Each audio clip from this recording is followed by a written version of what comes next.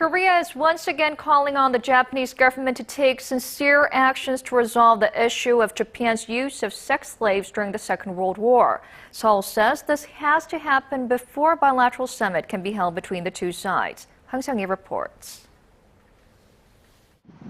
South Korea called on Japan Tuesday to show its sincerity by resolving the so-called comfort women issue, amid speculation of a possible summit between the two neighbors.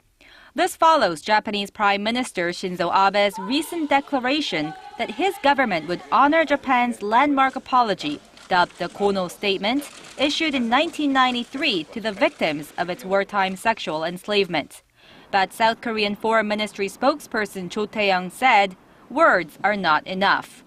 The sincere measures that we want to see are steps to resolve the issue.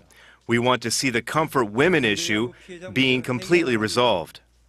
Abe's recent comments had fueled speculation of a possible meeting with his South Korean counterpart at next week's Nuclear Security Summit in The Hague. But Seoul's foreign ministry flatly denied reports that it had begun fine-tuning the details of such a meeting.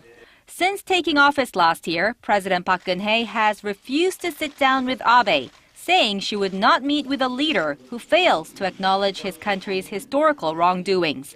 The Abe administration has been active in its efforts recently to engage in dialogue with South Korea. With U.S. President Barack Obama set to visit the two countries in April, Washington has been calling on Tokyo to mend ties with Seoul, suggesting it may have been pressure rather than sincerity that drove Abe toward his change in position. Hwang Sung-hee, Arirang News.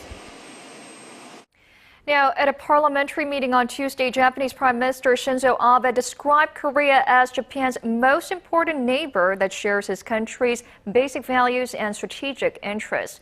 Abe in particular hinted that he is willing to hold talks with President Park on the sidelines of the Nuclear Security Summit in The Hague next week.